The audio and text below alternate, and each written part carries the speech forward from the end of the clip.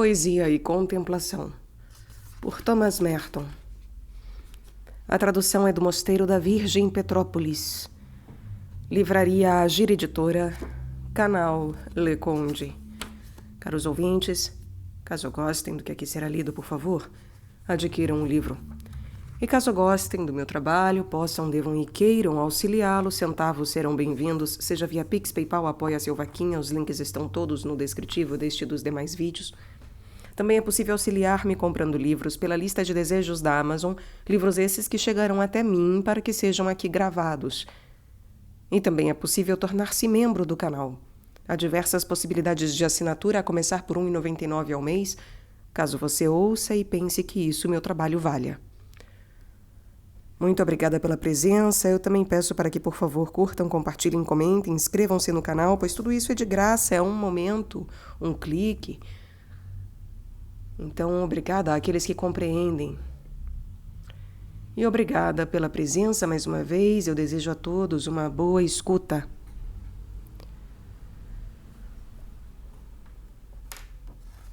O livro divide-se em duas partes, que são o clima da oração monástica e poesia e contemplação. Começamos com o clima da oração monástica.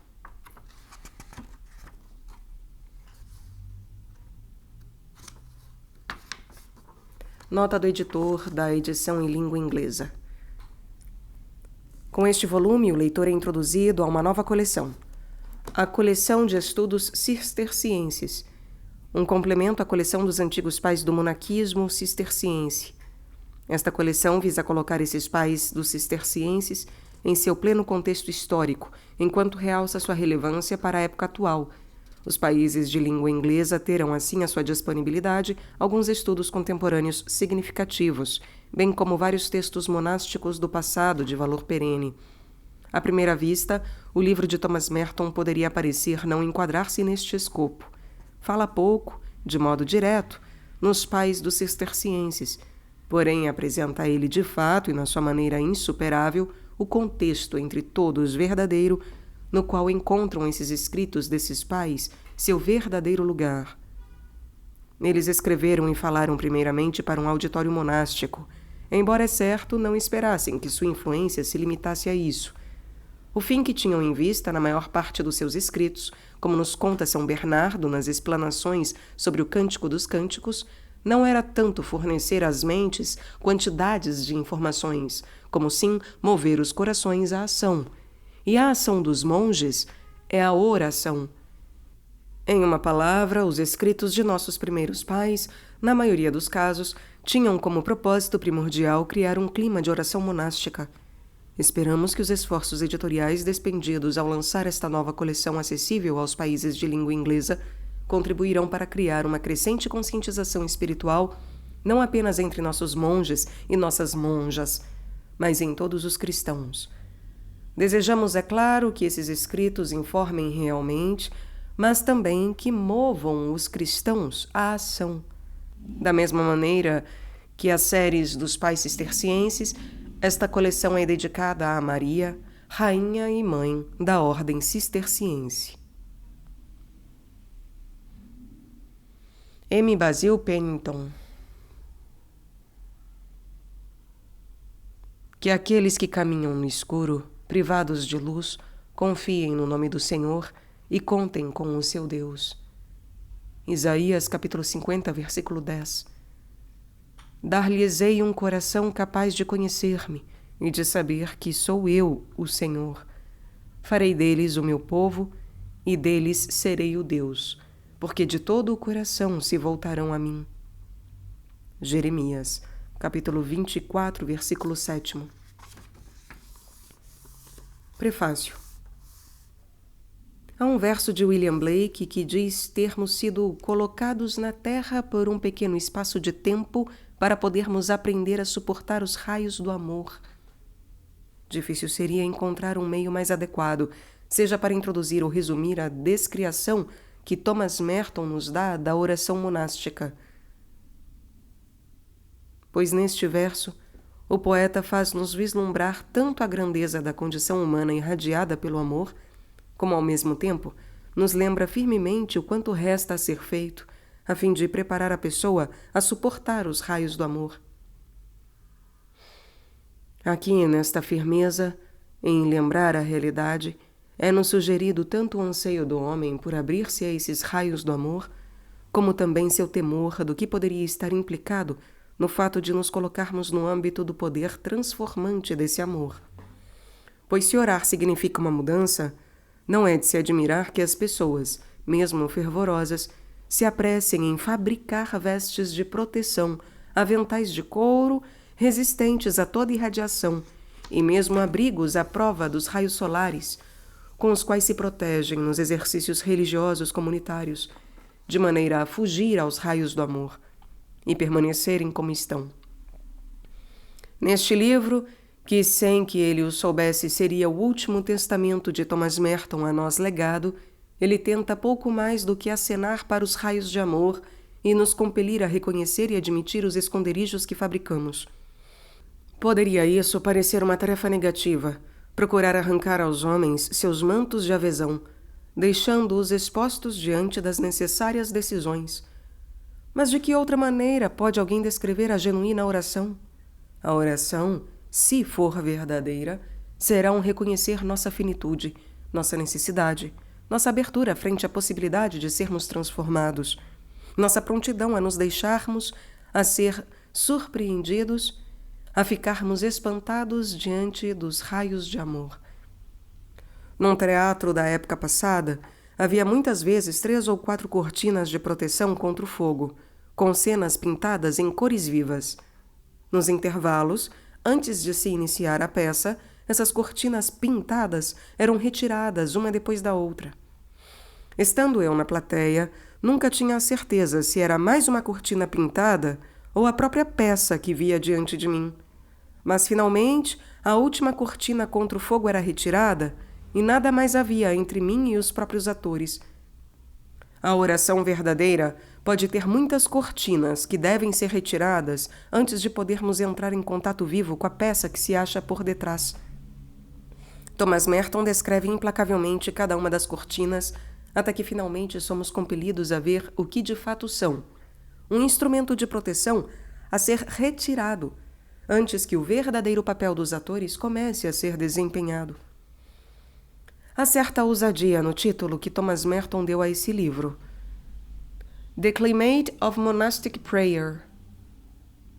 Pois, conquanto logo de início ele declare pensar que este livro há de interessar tanto a homens como a mulheres que se sintam atraídos a explorar as dimensões totais da oração, dirige-se mais diretamente aos que, por vocação e opção, colocaram no primeiro lugar, na lista de suas prioridades, o acolhimento da boa nova do Evangelho e a oração. Assim sendo, têm eles e elas direito a um livro que não esconda as camadas mais profundas da oração, que exigem sempre uma vida orientada para a santidade. Merton não tenta, neste livro, fazer a defesa da vida monástica. Já o fez Alhures. Tampouco é este livro um manual prático no gênero de seu admirável ensaio sobre a meditação e direção espiritual, que pode ser ouvido aqui no canal, onde demonstra a função eminentemente positiva e útil de um amigo de nossa alma, ou, na expressão de Augustine Bacher, de um introdutor de Deus, que pode introduzir-nos no caminho certo, que nos leva a ver e a obedecer ao nosso verdadeiro guia, o Espírito Santo oculto nas profundezas de nossa alma. Esta frase merece reflexão, pois o livro, que trata do clima de oração monástica, se dedica à mesma tarefa de vivificar em nós a reação positiva diante de nosso verdadeiro guia espiritual, o Espírito Santo, oculto nas profundezas de nossa alma. Ora, a oração contemplativa é precisamente a operação que aumenta a nossa percepção da presença desse guia íntimo. Sensibiliza-nos no que concerne sua ligação com todo o relacionamento em nosso mundo de experiências. Mas este livro não tem tanto a feição de um manual, e sua intenção é ser um ensaio, de maneira muito mais generalizada, sobre a própria natureza da oração. Talvez seja desnecessário mencionar 2 perigos, que nestas páginas o autor quase não tenta impedir. Para o monge habituado à liturgia, o amor e a reverência para com as grandes celebrações comunitárias, que focaliza continuamente sua atenção na pessoa de Jesus Cristo e na raiz do amor que ele aí manifesta, há pouco perigo de falsa interpretação nas incisivas sugestões de Thomas Merton sobre o fato de poder, mesmo a vida litúrgica, tornar-se uma rotina e repetição de exercícios que bem poderiam servir de esconderijo, de cortina contra o fogo e fabricar monges que são apenas produtos de uma máquina, homens e mulheres que representam uma pantomima de perfeição, inteiramente inconscientes de sua mediocridade espiritual e de serem, na realidade, vítimas sem amor de um sistema ou de uma estrutura. Os monges entenderão muito bem essas palavras.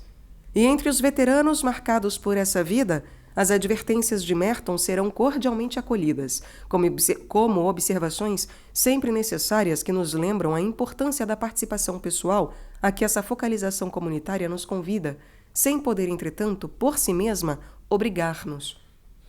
Para os que não vivem em comunidades monásticas, porém, a função básica dessa focalização comunitária, isto é, a expectativa criada, a repetição, nos dias ensolarados ou nos de tempestade, dessa confrontação de nossa vida com os salmos ou os grandes textos dos evangelhos e das epístolas e a celebração dos sacramentos, pode não aparecer prontamente. Assim, essas pessoas poderiam interpretar as palavras de Merton como críticas, indicando ser a oração individual privada suficiente e não ser necessário qualquer exercício comunitário que nos torne mais humildes. É, portanto, importante para os leitores que não levam vida monástica terem em mente o contexto comunitário aqui suposto, e no qual a oração individual privada vem sempre colocada. O segundo perigo acha-se em qualquer ensaio geral sobre a oração, mesmo a oração monástica. Cada pessoa que faz oração encontra-se numa fase tão diversa de desenvolvimento e existem tantos meios de entrar ou de escapar nesse setor da vida em que Deus terá sempre mais influência indivisa, que a maior parte dos ensaios sobre oração, em geral, se afasta da especial particularidade espiritual da alma em necessidade.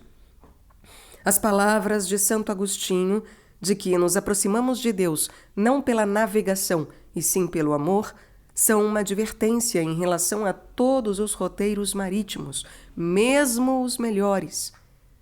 E neste ponto, Thomas Merton não pode evitar os escolhos, como não o puderam seus predecessores.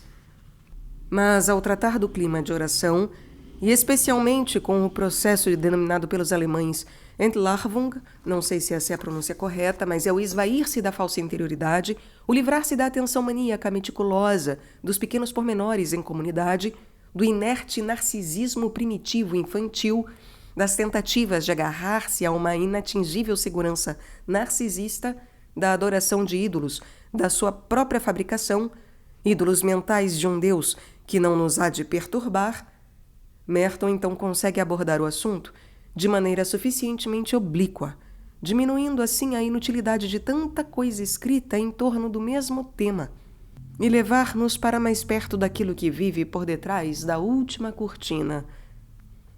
Thomas Merton estava intensamente consciente da crise interior de nossa época e da consequente aguda necessidade da dimensão contemplativa. Num pequeno ensaio sobre poesia e contemplação que reuniu em 1959 a edição de seus Poemas Seletos, escreveu, abre aspas, numa época de ciência e técnica em que o homem se encontra confuso e desorientado pela fabulosa versatilidade das máquinas por ele criadas, vivemos a cada momento como que precipitados fora de nós mesmos, interiormente vazios, espiritualmente perdidos, procurando a todo custo esquecer nosso vazio e prontos a nos alienarmos completamente em nome de qualquer causa que surja pelo caminho. O contemplativo é alguém que procura entender o sentido da vida, não apenas com a sua cabeça, mas com todo o seu ser, vivendo essa vida em profundidade e com pureza, e unindo-se assim à própria fonte da vida. A contemplação está relacionada à arte, ao culto, à caridade. Todas essas coisas se estendem por intuição e dedicação pessoal aos domínios que transcendem o comportamento material da vida cotidiana. Ou melhor, em meio à própria vida diária, comum, procuram elas e encontram um sentido novo e transcendente Fecha aspas. No presente volume, Merton não afasta essa necessidade abissal da geração em que vivemos. Antes, parece ter optado por falar a essa geração ao dirigir-se ao pequeno número dos que voluntariamente entregaram suas vidas, abandonando-as a essa fonte de vida. Pois, se por seu trabalho, como uma espécie de massagista espiritual, conseguir distendê-los e ajudar alguns de seus irmãos e irmãs de profissão monástica a se libertarem de sérios apegos que os mantêm presos, poderá ele libertar um grupo cuja ação tocaria o coração do mundo para curá-lo. Desde o início deste livro, o autor insiste no fato de que o monge traz para a sua nova vida a vida inteira que ele parece ter abandonado, e diz com franqueza como o monge é chamado a explorar o mesmo conflito de um mundo de pecado e aspirações. Tem, entretanto, de fazê-lo de maneira ainda mais total e por um preço mais alto do que seus irmãos dedicados às obras de misericórdia ou de criatividade no meio do mundo. Pois, diz Merton, o monge e a monja deixam o turbilhão do mundo unicamente para escutarem as vozes mais profundas que deixaram atrás de si. Convencido como estava P.T. Forsyth, não sei se esta é a pronúncia, ao declarar que a oração é para a religião o que a pesquisa original é para a ciência, Thomas Merton empreendeu a tarefa de fazer com que as pessoas entregues à vida monástica alçassem o seu olhar para onde estavam sendo chamadas a se engajar. Numa época em que tantos dos que já optaram pelo caminho de Maria com frequência se voltam ansiosamente, com secreta inveja e nostalgia, para olhar aqueles que se acham nas fileiras de Marta, recebendo toda a aprovação e públicas demonstrações concedidas a esta forma de vida de tipo Marta, Thomas Merton vem equilibrar a balança, descrevendo algumas das dimensões implicadas nessa pesquisa original, a mais heróica e dispendiosa, mas também absolutamente indispensável, a que foram chamados Maria e seu grupo. Nem teme Thomas Merton as intuições daqueles cujas vozes mais profundas o monge deixou atrás de si. Não hesita em dizer que Baudelaire e Rimbaud são cristãos às avessas. Mostra-se mesmo tranquilamente pronto a chamar a atenção para o fato de que os existencialistas, como Heidegger, Camus e Sartre, olharam, perscrutaram a face da morte, sondaram o abismo do nada do homem, apalparam sua inautenticidade e lançaram o grito por sua libertação. Merton está pronto a louvar o poder fulminante que tem esses pensadores de desnudar o homem e a insistir na realidade de que, para os que ousam aventurar-se através das etapas da oração, não é possível fugir a essas implacáveis revelações da situação existencial do homem. O monge difere do homem que vive no mundo do consumo porque, no mundo, é sempre possível procurar um clima mais benigno no inverno. E a engenhosidade da sociedade em apresentar distrações e caminhos de fuga supera qualquer descrição. O monge, sugere Thomas Merton, deve explorar o deserto interior do seu próprio ser como um solitário. E se ele não utiliza as escotilhas de escape que mesmo a própria vida monástica não conseguiu eliminar, ele verá que a verdadeira vida de oração implica encarar-se a si mesmo e todas as suas máscaras, suas farsas e as incontáveis invenções que possam protegê-la dos raios do amor. Neste livro, o autor não esconde o preço que acompanha o precipitar uma tal crise de autorrevelação. Contudo, Merton sempre descreve a noite escura da alma como uma purificação, não como punição. Descreve-a como induzindo a uma nova abertura, que desentulha o caminho que leva ao que o padre de Caussade denomina o abandono de si próprio à divina providência. E num relance, só pelo poder da graça, transforma o desespero em esperança e as trevas em luz. Thomas Merton mostra-se aberto, não apenas às vozes existencialistas do nosso tempo, ausculta igualmente as importantes, mas em larga escala negligenciadas contribuições à cultura monástica, que poderiam chegar até nós através da penetração interior de nossos irmãos contemplativos, existentes entre os zen budistas, os hindus e os sufis muçulmanos. Acreditava nosso trapista que essas intuições deveriam, em ritmo crescente, ser colocadas à disposição dos monges cristãos enquanto procuram dispor-se aos mais profundos níveis da oração cristã. Não só em seu livro Mystics and Zen Masters, mas neste volume sobre o clima da oração monástica, há alusões à maneira abrupta e rude como um mestre zen trata o noviço que chega ao mosteiro, com a bagagem de padrões preconcebidos de espiritualidade, ou a maneira como a mente superficial, bem arrumada, segura e rígida de um noviço é habitualmente superada pelas práticas zen, de modo a se abrir para os mais profundos níveis de receptividade. Se, como observa Thomas Merton na primeira página, a vida monástica é sobretudo oração, então a oração individual, que inclui uma crescente atividade de todas as faculdades daquele que ora, torna-se algo de decisivo. Não basta ter deixado o Egito. Quem segue a vida monástica é chamado a penetrar na terra prometida. Ora, isso implica entrar não apenas com os pés, mas também com o coração. Conhecemos a história do garoto que, ao cair da cama, enquanto dormia, respondeu: "Deve ter sido porque me deitei perto demais do espaço em que entrei na cama." Parando demasiadamente cedo, instalando-se para rezar confortavelmente as orações de rotina diante de um ícone, talvez bem disposto, que provavelmente não perturbará o ritmo básico de nossa vida, mesmo no claustro, é o mais comum entre os becos sem saída na oração. Parar demasiadamente cedo, instalar-se para rezar confortavelmente as orações de rotina diante de um ícone talvez bem disposto, que provavelmente não perturbará o ritmo básico da nossa vida, mesmo no claustro, é o mais comum entre os becos sem saída na oração.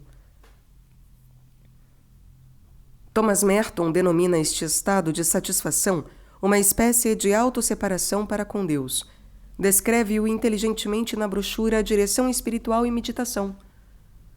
Quantas vezes o guia espiritual, ouvindo almas religiosas aparentemente admiráveis, se entristece e fica atônito pelo sentimento de que diante dele se encontra um muro de autossuficiência, vaidade e inconsciente autossatisfação, reforçado de frases feitas, banais, plagiadas de piedosos autores, muro inteiramente preparado a resistir a toda e qualquer penetração da humildade e da verdade. Seu coração se contrai, é tomado por um sentimento de inutilidade da coisa, de que não há jeito de destruir essa armadura e libertar a verdadeira pessoa enterrada e presa debaixo dessa falsa fachada. A autocomplacência habitual é quase sempre um sinal de estagnação espiritual. Os complacentes não experimentam nenhuma necessidade urgente do auxílio de Deus. Não têm consciência real da sua indigência. A meditação desses é confortável, reconfortante e inconcludente. Sua oração mental degenera rapidamente em distrações, castelos no ar ou sono indisfarçado. Por essa razão, as provações e tentações podem ser uma verdadeira bênção na vida de oração, simplesmente porque nos forçam a orar. Quando começamos a descobrir a necessidade que temos de Deus, é que aprendemos pela primeira vez como realmente meditar. A autocomplacência consiste em nunca saber o que seja ver-se dissolvido e desfeito pelos raios de amor. Em nunca ter de tatear à procura do caminho que leva da escuridão à luz da vida, atraído por um apelo de um carisma interior do Espírito Santo que nos deu uma nova perspectiva. É também falhar em relação a Deus e aos homens e mulheres no mundo, que bem poderão, sem que eles próprios o saibam, estar contando com o monge para ajudar, indicando o caminho. O padre Monchanin, o apóstolo da oração contemplativa francês, Monchanin, que viveu no sul da Índia, o resume numa frase: existem demasiadas consciências emparedadas. Estaria ele referindo-se às pessoas complacentes, autossuficientes na vida monástica, que no que concerne à oração individual rastejam a ponto de agarrar-se a um sentimento de autojustificação, utilizando um metro para medir e comparar a fim de se tranquilizarem em relação à sua vida, que, se não é melhor, pelo menos não é pior do que a maior parte das outras em seu estado? Thomas Merton descreve habilmente a função da meditação das Escrituras como preparação à oração e distingue entre reflexão intelectual, que se contenta em descobrir o que significa um texto, e a meditação existencial, que pode sugerir-me o que me está sendo comunicado através do texto pela ação do meu verdadeiro guia espiritual. Explica ao modo como pode isso transformar-se em oração do coração, que me mergulha cada vez mais profundamente na importância da revelação. O conselho de nos mantermos onde estamos na oração individual e permanecermos num lugar mais baixo até sermos convidados a subir mais alto é dado também de maneira eficaz. Não queremos ser principiantes, mas estejamos convencidos de que nunca seremos outra coisa do que principiantes durante toda a nossa vida. Faz notar calmamente que matéria existencial de minha situação, minhas tarefas diárias, minhas amizades, meu amor pelas pessoas, meu caráter deformado, o mundo enfermo em que todos vivemos, são o quadro em que é acertado começarmos a meditar e orar. E Merton é implacável ao declarar que não existem truques, nem atalhos, nem passes especiais e que não podemos escrever nosso próprio certificado de vida contemplativa. Os que pensam saber desde o início jamais, de fato, chegam a saber coisa alguma. O quaker inglês, recentemente falecido Beryl Cadbury, orou certa vez publicamente num momento crítico em um encontro internacional dos quakers. Ó Deus, estamos numa fossa. E Thomas Merton, desde o início deste livro, concorda ao dizer que um senso agudo de necessidade é um grande destruidor da complacência e autossatisfação em matéria de oração. Entretanto, por trás de todas as necessidades a que a nossa situação no mundo nos mantém aprisionados, existe a necessidade sempre presente que brota da nossa finitude. Pascal expressa essa necessidade em seus pensamentos, quando diz que há em cada homem o abismo infinito que só pode ser preenchido por um objeto infinito e imutável, isto é, o próprio Deus. Desta necessidade interior ou deste íntimo desejo, bem como de nossa necessidade situacional, Thomas Merton vê surgirem as mais profundas áreas de oração. Quereria ele ver-nos chegar diante da graça de Deus como somos em meio à nossa necessidade, de preferência à técnica elaborada e sistemática de autoesvaziamento que ele acha tão repugnante e pouco convincente no quietismo do século XVII. A oração e o sacrifício se sustentam e são necessários um ao outro. E, para Thomas Merton, qualquer ato que nos purifique, aumente nossa humildade e desperte em nós um renovado senso de nossa finitude e condição de criatura, deve ser recomendado. Contudo, conquanto o próprio sofrimento possa ser a forma mais profunda da oração, ele sempre diz com clareza que qualquer sentimento prematuro de martírio é apenas egoísmo invertido e sugere com humor que seria mais sincero e também mais religioso tomar uma refeição completa em espírito de gratidão do que fazer algum sacrifício insignificante, deixando de parte uma ninharia com o sentimento de que estamos sofrendo um martírio. Em relação a este assunto, a intuição mais penetrante talvez é que os sacrifícios que nós mesmos escolhemos são quase sempre inferiores aos que nos chegam sem o querermos e surgem de situações inesperadas. No ensaio sobre poesia e contemplação, Thomas Merton escreveu outrora: não há de fato lógica humana alguma nos caminhos da oração interior. Há somente paradoxo divino. Devemos, portanto, ter cuidado com as simplificações exageradas. O cristão é santificado não apenas por optar sempre pelo que é mais perfeito. De fato, a experiência nos ensina que a opção mais perfeita é a opção daquilo que Deus quis para nós, embora possa em si ser menos perfeito e até menos espiritual. Neste livro, Merton volta-se novamente para o padre Monchanant. Baste-nos saber que estamos no lugar em que Deus nos quis e continuar nossa tarefa, ainda que não seja mais do que o trabalho de uma formiga, infinitesimalmente pequeno e com resultados imprevistos. Agora é a hora do horto e das trevas, a hora da oferenda silenciosa, a hora, portanto, da esperança. Deus só, sem imagens, desconhecido, não sentido, contudo, inegavelmente, Deus. Aqui é que nos colocamos na aceitação penitencial de nossa situação e penetramos nas camadas mais profundas da oração, imersos como estamos e devemos estar, onde estamos e naquilo que somos, e, no entanto, abertos ao Senhor.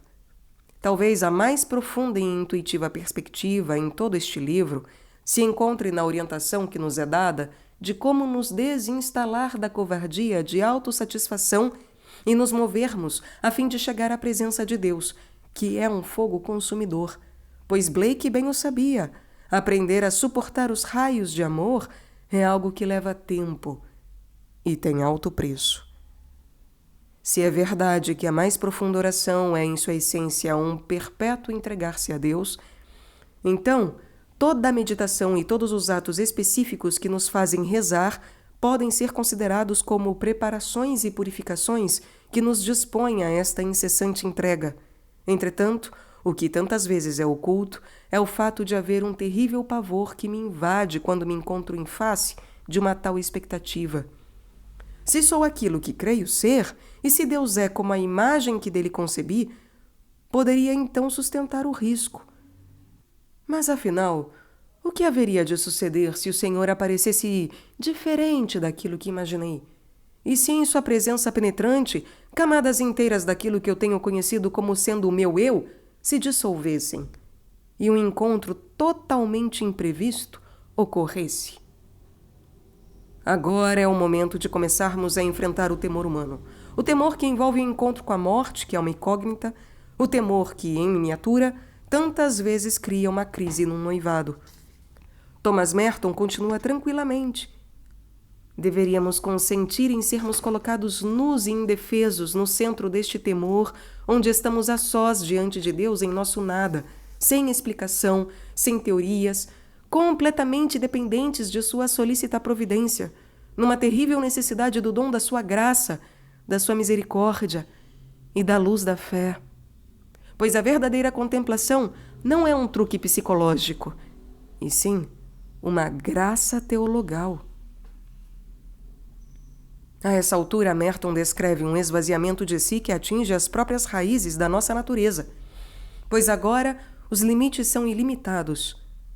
Não se trata agora de estar dentro dos limites de alguma mensagem que desejaria ouvir, ou de ater-me a algum padrão de autotransformação que poderia eu querer que acontecesse. Não se trata mais de uma escuridão por mim fabricada, e nem é uma questão de apresentar-se diante de algum inócuo ídolo projetado por mim. Agora é o momento de entregar-se à misericordiosa presença, ao Deus vivo. Trata-se de escancarar o mais íntimo do meu coração, a fim de receber os raios de amor que podem irradiar-me e transformar-me para além de todos os meus cálculos. Se essa crise em miniatura de um noivado supera um acontecimento desses, parece consegui-lo porque, por baixo do temor, existe um amor que é suficientemente grande para sustentar o risco, tanto da abertura como da descoberta. Ora, nas profundezas da oração sucede o mesmo. A conclusão de que a oração é a entrega ininterrupta bem se poderia vincular à declaração de que orar é amar, pois onde não existe um amor subjacente, a oração contemplativa profunda é em breve suspensa ou se vê embalada no inofensivo ritual que não ameaça coisa alguma.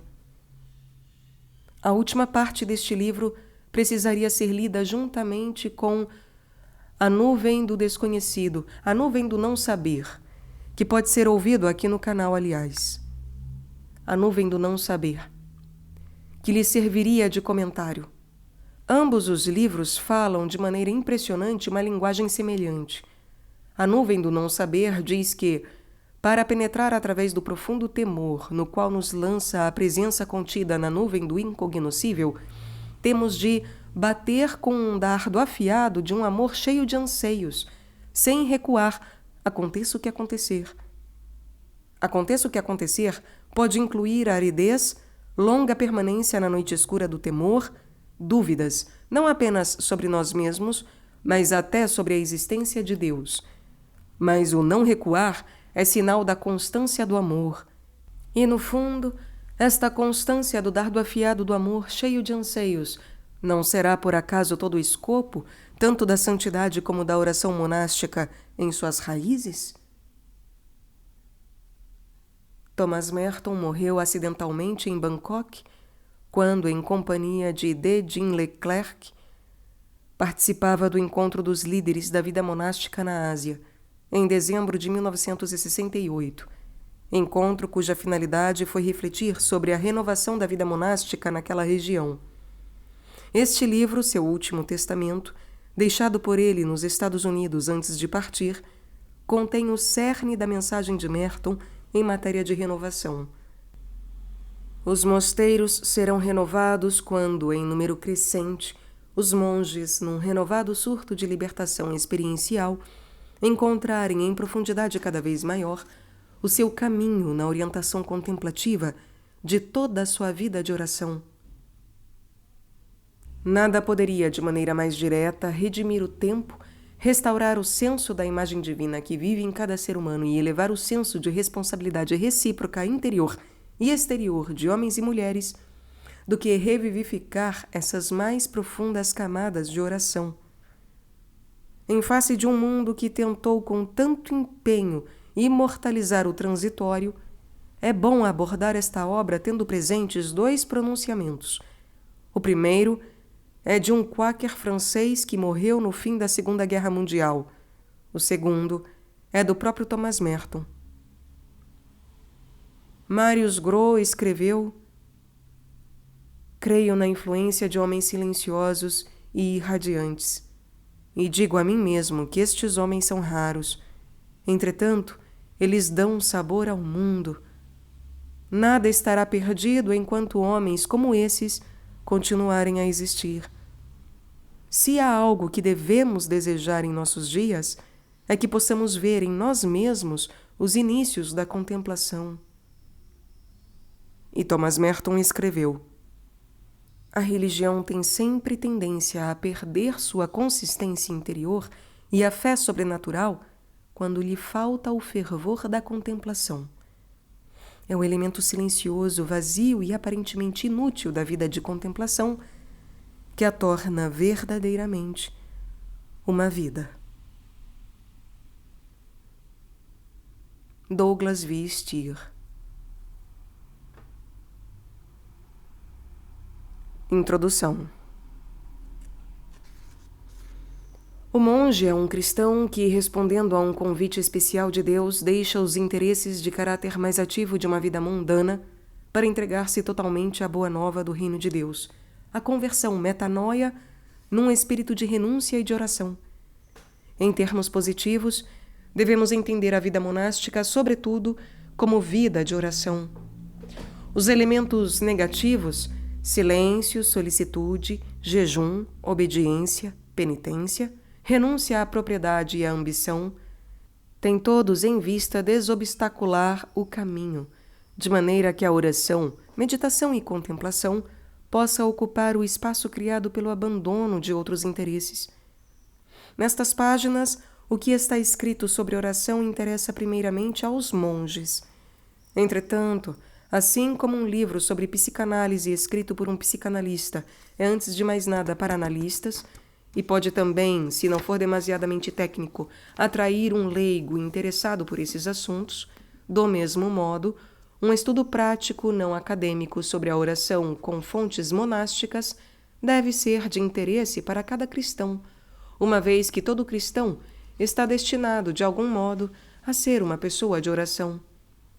Embora o desejo de solicitude e a vocação à vida monástica sejam a meta de poucos, todos os cristãos devem, pelo menos em teoria, interessar-se suficientemente pela oração para poder ler e utilizar o que aqui se diz para monges, adaptando-o às circunstâncias da sua própria vocação. É claro que, pressionados pelo ambiente da vida urbana contemporânea, muitos se encontrarão frente à necessidade de um certo silêncio interior e de uma medida de disciplina, simplesmente para impedir um desequilíbrio e manter sua identidade humana e cristã e a liberdade espiritual. Para realizar isso, poderá acontecer que procure, com frequência, ter momentos de retiro e oração, onde possa aprofundar sua vida meditativa. Estas páginas descrevem a oração de preferência a técnicas especiais restritas. Aquilo, portanto, que é dito aqui aplica-se à oração de qualquer cristão, embora com um pouco menos de ênfase, talvez, no que concerne às provações próprias à vida de solitude.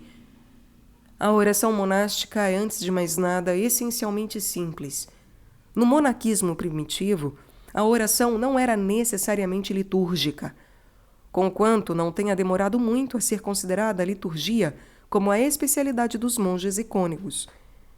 Em realidade, os primeiros monges no Egito e na Síria tinham apenas uma liturgia das mais rudimentares. A oração pessoal daqueles monges era direta e de modo algum complicada. Por exemplo, lemos nas Sentenças dos Pais do Deserto como um monge interrogou São Macário a fim de saber como devia orar. Respondeu-lhe o monge: não é preciso empregar muitas palavras. Basta abrir os braços e dizer: Senhor, tem compaixão de mim como desejas e como bem sabes ter. E se o inimigo te pressiona fortemente, dize: Senhor, vem em meu auxílio. Nas conferências sobre a oração de João Cassiano, vemos como os primeiros monges enfatizavam a simplicidade da oração, composta de curtas frases auridas nos Salmos ou em outras partes da Escritura. Uma das preces mais frequentemente utilizadas era Deus in adiuntorum meum intende. Ó Deus, vem em meu auxílio. À primeira vista, poder-se-ia perguntar o que teriam essas orações tão simples a ver com uma vida de contemplação. Os pais do deserto, em primeiro lugar, não se tinham em conta de místicos, embora muitas vezes o fossem de fato. Cuidavam em não correr atrás de experiências extraordinárias. Contentavam-se em lutar pela pureza de coração e em controlar seus pensamentos, para manter as mentes e os corações desimpedidos, livres de todo apego e toda preocupação, de maneira a poder, esquecidos totalmente de si próprios, aplicar-se inteiramente ao amor e ao serviço de Deus. Este amor expressava-se, em primeiro lugar, em relação à palavra de Deus. A oração era aurida nas Escrituras, especialmente nos Salmos.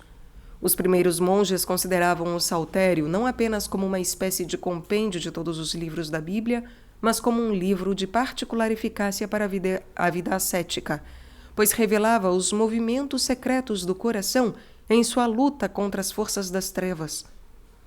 Os salmos de batalha eram todos interpretados como referindo-se à guerra interior contra a paixão e os demônios. A meditação era, sobretudo, a meditatio scripturarum. Não devemos, contudo, imaginar que os primeiros monges se aplicassem a uma meditação muito intelectual e analítica da Bíblia. Não. Para eles, a meditação consistia em fazer das palavras da Bíblia algo que lhes pertencesse. Memorizavam-nas e repetiam-nas com simples e profunda concentração de cor, isto é, de coração. Assim, o coração tem papel central nessa forma primitiva de oração monástica.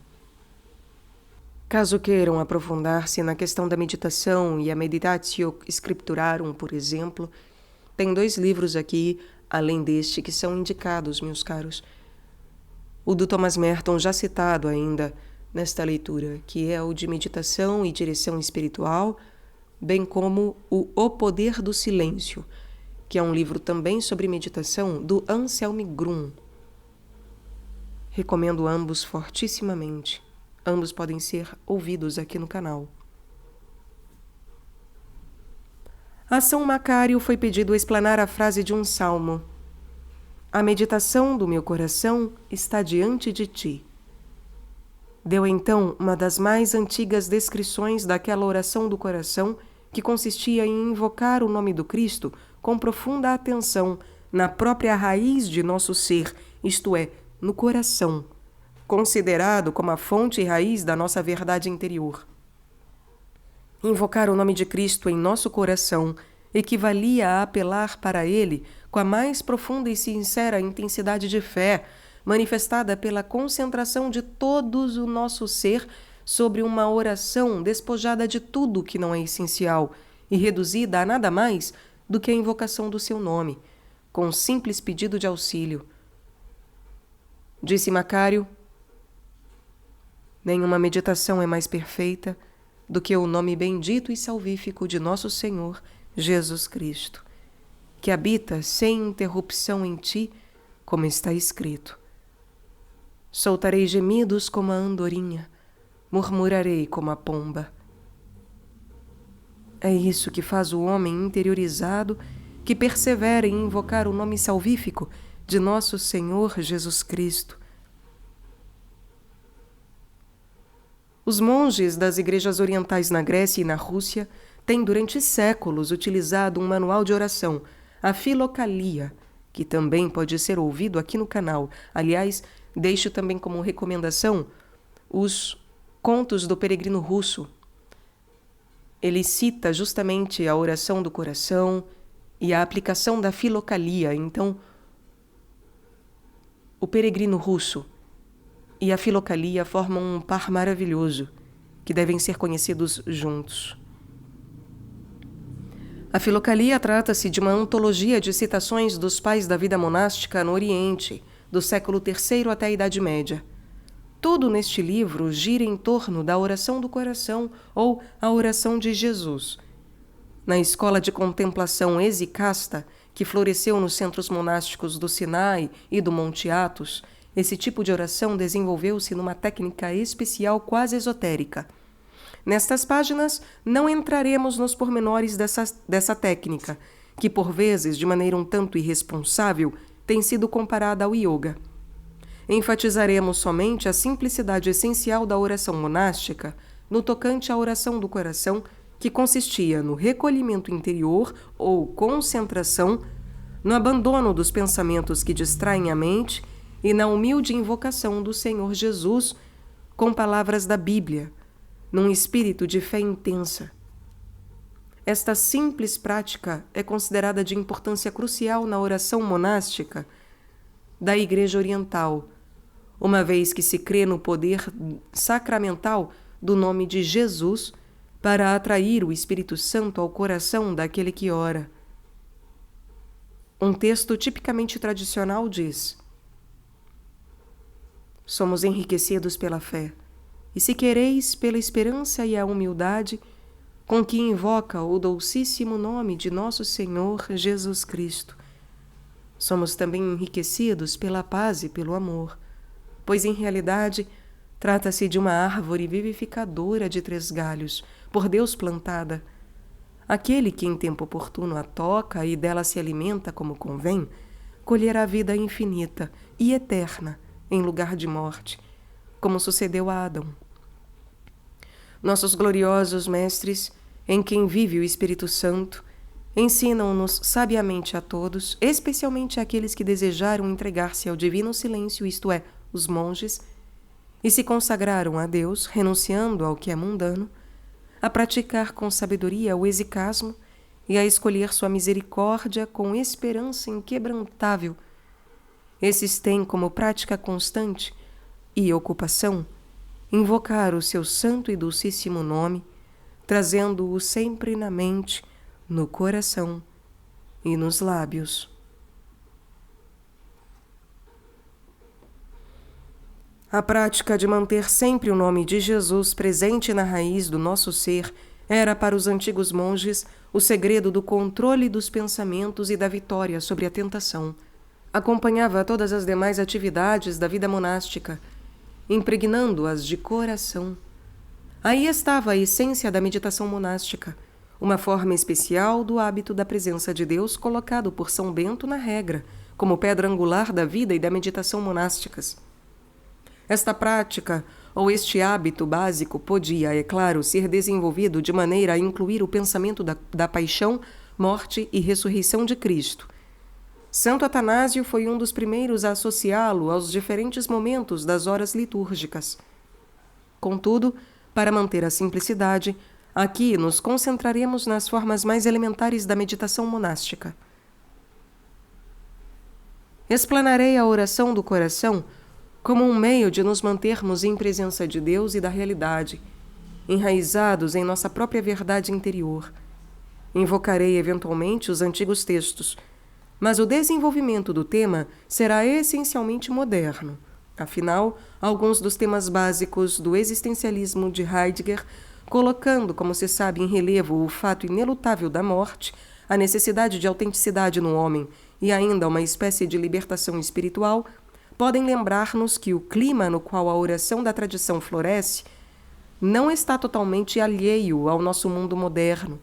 Muito pelo contrário, estamos numa época em que, por sua própria natureza, como tempo de crise, de revolução, de luta, exige a busca e a interrogação especiais que constituem o trabalho do monge em sua meditação e em sua oração, pois o monge procura interrogar não só o seu próprio coração, mergulha profundamente no coração do mundo, do qual permanece fazendo parte, embora pareça tê-lo deixado.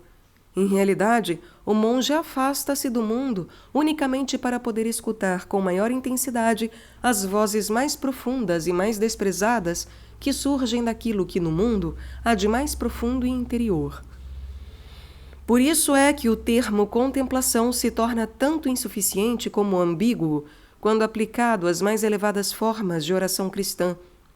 Nada é mais alheio à autêntica tradição monástica e contemplativa, isto é, carmelitana, na Igreja, do que uma espécie de agnosticismo que exaltaria o contemplativo acima do cristão comum, introduzindo-o num domínio de conhecimento e de experiências esotéricos, livrando-o das lutas, preocupações e sofrimentos comuns à existência humana, colocando-o num plano elevado, num estado privilegiado entre os espiritualmente puros, como se fosse quase um anjo, invocado pela matéria e as paixões, e afinal, sem estar mais familiarizado com a economia da cruz, dos sacramentos e da caridade. O caminho da oração monástica não é algo que leve a uma fuga sutil da economia cristã, da encarnação e da redenção. É sim um modo especial de seguir o Cristo, de participar da sua paixão e ressurreição e da sua obra redentora em relação ao mundo. Por esta mesma razão, as dimensões da oração em solitude são as mesmas da angústia comum ao homem, da sua busca de si mesmo, de seus momentos de náusea em face da sua vaidade, falsidade e capacidade de traição. Longe de estabelecer alguém numa segurança narcisista intangível, o caminho da oração nos coloca cara a cara com a impostura e a indignidade do falso eu que procura viver unicamente para si mesmo e saborear as consolações da oração egoístamente. Este eu é pura ilusão e, por fim, quem vive nesta ilusão tende a acabar ou num estado de náusea ou na loucura. Por outro lado, temos de admitir que a vida social, a chamada vida mundana, promove a seu modo esta existência narcisista e ilusória, até os últimos limites. O estranho estado de alienação e de confusão do homem na sociedade moderna é talvez mais suportável porque é vivido em comum, com uma multidão de distrações e fugas, e também com oportunidades de ação fecunda e autêntico esquecimento de si cristão. Porém, subjacente a toda a vida, está a raiz da dúvida e da autointerrogação que mais cedo ou mais tarde nos levará a encontrarmos-nos face a face com o sentido último da vida. Essa autointerrogação jamais poderá prescindir de um certo temor existencial, um senso de insegurança, de nos sentirmos perdidos, de exílio e de pecado. É um senso de que, de algum modo, não fomos verdadeiros, não tanto para com uma moral abstrata ou algumas normas sociais, mas sim para com a nossa própria e mais íntima veracidade. Temor, neste sentido, não é o simples medo infantil de represália, ou um sentido ingênuo de culpabilidade, o medo de violar os tabus. Não. É uma consciência profunda de que somos capazes de uma total má-fé para conosco e para com os outros. De que somos uma mentira viva.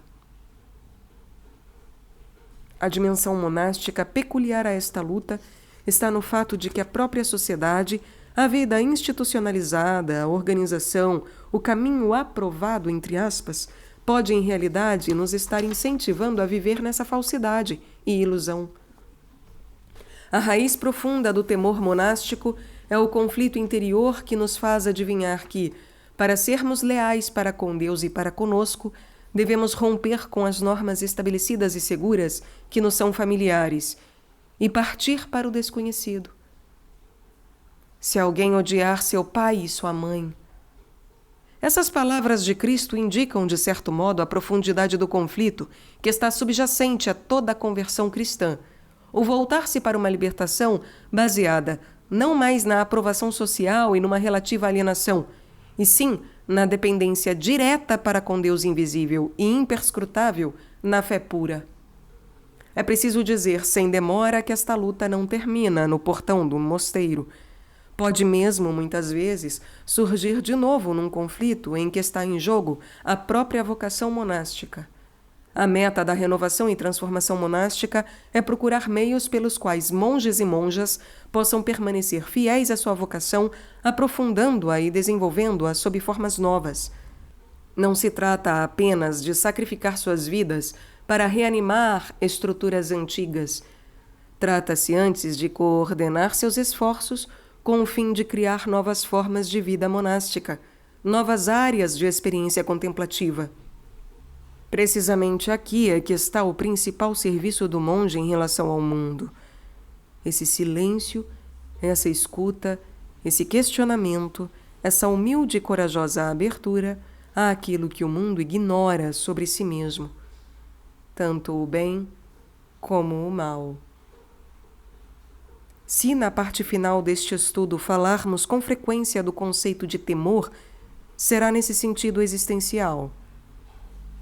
O monge, que é realmente homem de oração e que enfrenta com seriedade os desafios de sua vocação em toda a sua profundidade, encontra-se, por esse mesmo fato, exposto ao temor existencial. Experimenta em si o vazio, a falta de autenticidade, a busca da fidelidade, o senso de estar perdido do homem moderno, mas experimenta tudo isso de maneira inteiramente diferente e mais profunda do que o homem que vive em pleno mundo moderno, para quem esta desconcertante percepção de si próprio e do seu mundo vem antes como uma experiência de tédio e desorientação espiritual. O monge faz o confronto entre sua própria humanidade e a do seu mundo, no ponto mais profundo e central, onde o vácuo parece abrir-se para um negro desespero. O monge camusiano confronta o absurdo e o transcende apoiado em sua liberdade. A opção pelo desespero absoluto é transformada em esperança perfeita pela pura e humilde súplica da oração monástica. O monge enfrenta o pior e nele encontra a esperança do que há de melhor. Das trevas nasce a luz, da morte, vida. Do abismo surge inexplicavelmente o dom misterioso do Espírito enviado por Deus, a fim de tornar todas as coisas novas, de transformar o mundo criado e redimido e restaurar tudo em Cristo. Esta é a obra criadora, a função curativa do monge, realizado no silêncio, na nudez do espírito, no vazio, na humildade. É uma participação na morte salvífica e na ressurreição do Cristo.